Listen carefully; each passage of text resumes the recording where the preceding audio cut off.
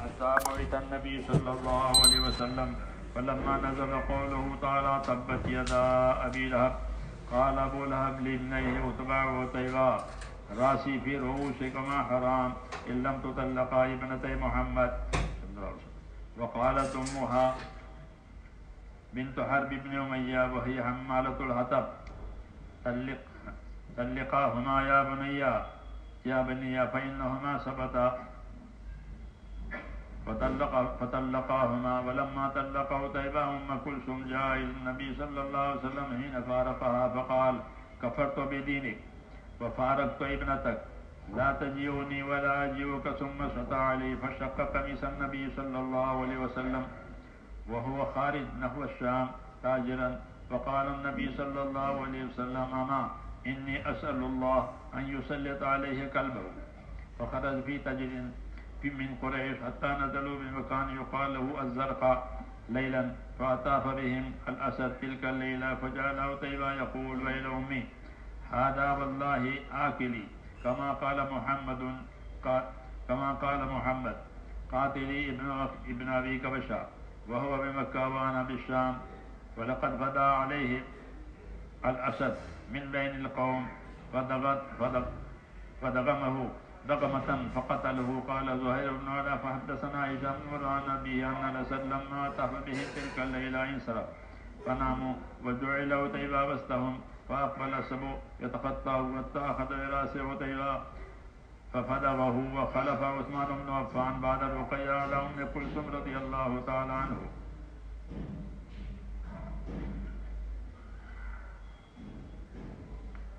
وأخرج الطبراني في الأوسط عن ربيعة بن عباد الديلي قال ما أسمعكم تقولون إن قريشا كانت تنال من رسول الله صلى الله عليه وسلم فإني أكثر ما رأيت أن منزله كان بين منزل أبي لهب وعقبة بن أبي معيط وكان ينقلب إلى بيته فيجد الأرحام والدماء والأنحات قد نصبت على بابه ينحي ذلك بسية قوسه ويقول بئس الجوار هذا يا معشر قریش.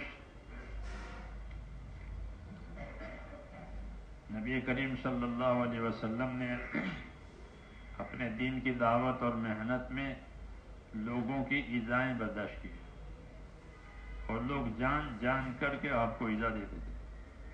ہاں جانتے بھی تھے کہ سچا آدمی ہے, کبھی 40 سال میں کبھی جھوٹ نہیں بولا ہے, امانت دار ہے, اس کے دامن میں کوئی داغ نہیں ہے کسی بے ایمانی کا, لیکن اپنی ضد ہے. اپنی ضد کی وجہ سے اپنی بات چھوڑتے نہیں تھے اور رسول صلی اللہ علیہ وسلم کو نہیں چھوڑتے تھے کہ صحیح سلام اپنا کام کرے, بلکہ وہ اپنے دین پر بھی باتیں اپنے کفر پر بھی باتیں قائم رہتے تھے اور حضور صلی اللہ علیہ وسلم کی ایذاؤں میں بھی ان کی ایذائیں بڑھتی رہتی تھی. اس میں ایذا دینے والے بھی ہوتے تھے اور حمایت کرنے والے بھی پیدا ہو جاتے تھے. دنیا ہے دونوں قسم کے لوگ, آپ کے حمایتی بھی ہوتے تھے اور آپ کو ایذا دینے والے بھی ہوتے, لیکن ایذا دینے والے زیادہ ہوتے تھے, حمایتی کمزور پڑتے تھے. جیسے کل گزرا ابن مسعود کہ میں کچھ کر نہیں سکا, رسول صلی اللہ علیہ وسلم پر انہوں نے یہ کیا مگر میں کچھ کر نہیں سکا. کیوں کہ میں کمزور تھا. تو حمایتی تو ہوتے تھے تابعداری کرنے والے, لیکن وہ کمزور پڑتے تھے. یہ طاقتور لوگ ہوتے تھے اور یہ اللہ کا نظام ہے کہ ابتدا ایسے ہی ہوتی ہے کہ جب کوئی کام حق شروع کرو تو اس کے مددگار تھوڑے اور اس کی مخالفت کرنے والی زیادہ. پھر جب وہ لوگ اپنی بات پر قائم رہتے ہیں اللہ تعالیٰ کے دین کی بات پر, تو پھر اللہ تعالیٰ دھیرے دھیرے دین کو ترقی دیتے ہیں. ہاں کام کرنے والوں میں قوت آ جاتی ہے یا قوت والے کام کے بن جاتے ہیں, اللہ تعالیٰ ان کو توفیق دے دیتا ہے. یہ ہوتا ہے. اس لیے انبیاء کرام اپنے بات پر قائم رہتے تھے, کبھی نا امید نہیں ہوتے تھے اور کبھی حالات سے متاثر ہو کر کام بھی نہیں چھوڑتے تھے. اس کے واقعات ہیں آپ کو ایذا دینے کے واقعات. راوی بیان کرتے ہیں کہ ابو جہل اور اس کے بہت سے ساتھی یہ حضور صلی اللہ علیہ وسلم کے کام میں آڑے آتے تھے اور آپ کو ایذا دیتے تھے. ایک دفعہ ایسا ہوا کہ طلیب ابن عمیر کہ حضور صلی اللہ علیہ وسلم کے ماموں کے بیٹے ہیں, پھوپھی کے بیٹے ہیں. یہ طلیب ابن عمیر یہ جوان آدمی تھا, یہ ایمان لیا تھا. یہ ابو جہل کی طرف متوجہ ہوا تو دیکھا, اور ابو جہل چونکہ حضور صلی اللہ علیہ وسلم ایذا دیتا ہے تو انہوں نے اس نوجوان نے ابو جہل کو مارا اور اس کے سر کو زخمی کر دیا. لوگوں نے اس کو پکڑ لیا. جب لوگوں نے اس کو پکڑ لیا تو ابو لہب کھڑا ہو گیا وہ اس کی مدد میں, اپنے بھانجے کی مدد میں, کیونکہ جو ماننے والا تھا ابو جہل کو وہ حضور صلی اللہ علیہ وسلم کی پھوپھی کا بیٹا تھا. اس لیے ابو لہب تو حضور صلی اللہ علیہ وسلم چچا ہے, وہ اس کا ماموں ہوتے, تو وہ ماموں ہونے کی وجہ سے مدد میں آ گیا, اگرچہ وہ ابو لہب تو کافر ہی تھا.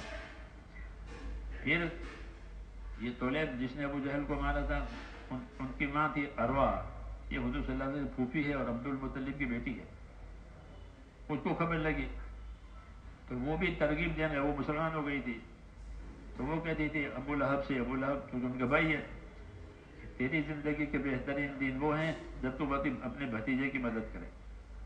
اپنے بیٹے سے بھی کہتے تھے کہ تیری زندگی کے بہترین وہ دن ہے کہ تو اپنے ماموزاد بھائی کی مدد کرے, یعنی حضور صلی اللہ علیہ وسلم.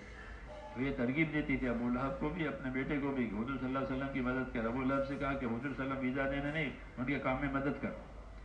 یہ کہا اگر تو نے ان کے کام میں مدد کی اور حضور صلی اللہ علیہ وسلم کامیاب ہوئے تو اس کو اختیار ہے جب اس کا دین قبول کرنا یا نہ قبول کرنا. اور اگر وہ کامیاب نہیں ہوئے تو اللہ کے ہاں معذور مانا جائے گا کہ میں نے تو ان کا ساتھ دیا مگر ان کی کوشش کامیاب نہیں ہوئی. تو تجھے ہر حال میں, ابو لہب سے کہہ رہی تھی ان کی بہن, کہ تجھے ہر حال میں حضور صلی اللہ علیہ وسلم کا ساتھ دینا چاہیے. ابو لہب کہنے لگا کہ سارا عرب تو ان کا مخالف ہے, میں کیا کر سکوں گا, اور پھر وہ ایک نیا دین لائے ہیں, یہ کہہ رہا. ایک روایت میں ہے کہ رسول صلی اللہ علیہ وسلم نے اپنے صاحبزادی ام کلثوم اور رقیہ, یہ دو بیٹیاں ہیں آپ کی, ان دونوں بیٹیوں کا کہ نکاح کرا دیا تھا ابو لہب کے بیٹوں سے. ابھی نکاح ہوا تھا, ابھی اسلامی احکام پورے آئے نہیں تھے, تو ان سے نکاح کرا دیا تھا. ابھی نکاح ہوا تھا, آگے نہیں ہوا تھا, رخصتی نہیں ہوتی. تو یہ دو بیٹیاں ابو لہب کے گھر, عتیبہ اور عتبہ اس کا بیٹا ہے, ان دونوں سے یہ منسوب ہو گئی. جب حضور صلی اللہ علیہ وسلم پر آئے تو اتری تبت یدا ابی لہب, ابو لہب کے بارے میں, تو ان کی دشمنی بڑھ گئی, ابو لہب کی بھی اور ابو لہب کی بیوی ابو سفیان کی بہن ہے. تو ان دونوں نے اپنے بیٹوں سے کہا, عتبہ سے عتیبہ سے. ابو لہب نے کہا کہ میرا تمہارا کوئی تعلق نہیں, میرا تمہارا تعلق حرام, اگر تم ان دونوں بیٹیوں کو طلاق نہ دو, محمد کی بیٹی کو طلاق دے دو. کہ ماں نے بھی یہی کہا ابو لہب کی عورت نے اپنے بیٹوں سے کہ بیٹے, حمالۃ الحطب جیسے قرآن شریف نے کہا, حمالۃ کے جلانے کی لکڑیاں اٹھا کر لاتی جنگل سے, حالانکہ مالدار تھی مگر ایسی تھی.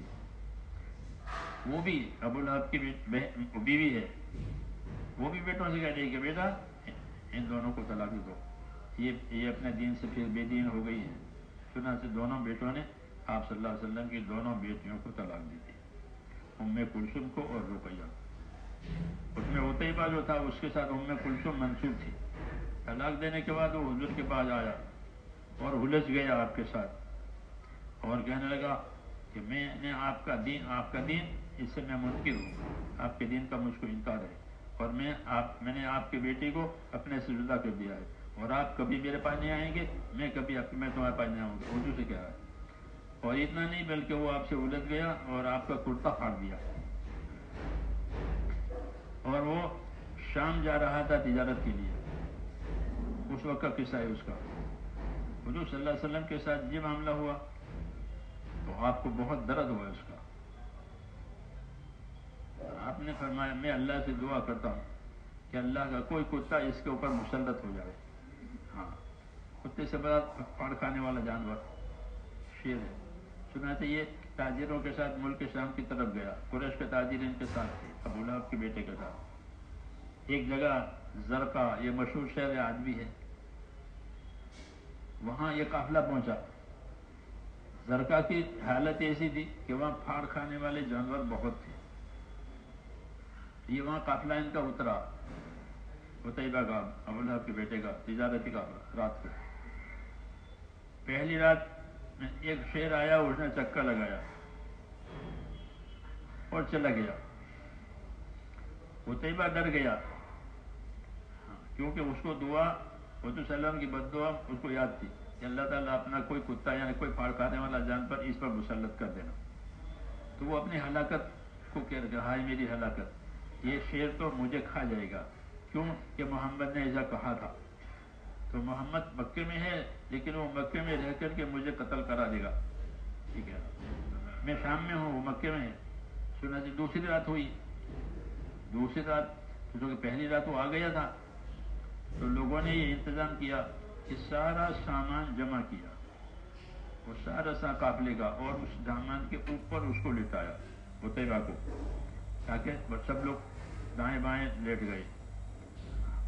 یہ انتظام کیا تھا تاکہ اس کی شیر سے حفاظت ہے، اس قافلے کے سامان کے درمیان میں اس کو لٹایا۔ رات کو وہ شیر آیا اور وہ ہر ایک کو دیکھ کر سن کر عتیبہ کے پاس پہنچ گیا، اور عتیبہ کا سر اس نے پھاڑ دیا، عتیبہ اس میں ہلاک ہو گیا۔ یہ قصہ ہوا کیونکہ حضور صلی اللہ علیہ وسلم کی بد دعا تھی۔ نبیوں کے پاس یہی ہتھیار ہوتا ہے، وہ نہیں مارتے کسی کو، لیکن جب ان کا دل دکھتا ہے تو پھر وہ بد دعا اندر سے نکلتی ہے، وہ بہت زبردست ہوتی ہے، وہ بد دعا کوئی بچ نہیں سکتا اس سے، اس لیے نبی جلدی بد دعا بھی نہیں کرتے۔ آخر میں جب کوئی بات نہیں ہے پھر وہ اپنا ہتھیار استعمال کرتے ہیں آخری۔ تو حضور صلی اللہ علیہ وسلم نے اس کی اس بے ادبی پر پھر یہ آپ کا دل دکھا، بیٹیوں کو بھی طلاق دے دی، پھر آپ کے ساتھ بھی یہ کام کیا، تو اس کے لیے اس کی بد دعا ہوئی، چنانچہ وہ آپ کی بد دعا سے ہلاک ہوا۔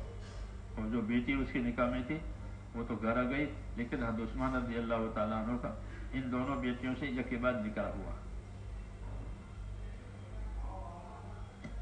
اللہم صلی وسلم وبارک علی نبینا محمد وعلی آلہ وصحبہ اجمعین۔ ربنا اننا آمنا فاغفر لنا ذنوبنا وقنا عذاب النار۔ اللہم اقبل بقلوبنا الى دینک واقبل بقلوب جمیع المسلمین الى طاعتک۔ اللہم ان قلوبنا ونواسینا وجوارحنا بیدک لم تملکنا منها شیئا، فاذا فعلت ذلك بنا فكن انت ولينا واهدنا الى سواء السبيل۔ اللهم كن انت ولينا واهدنا الى سواء السبيل۔ اللهم كن انت ولينا واهدنا الى سواء السبيل۔ وصلى الله تعالى۔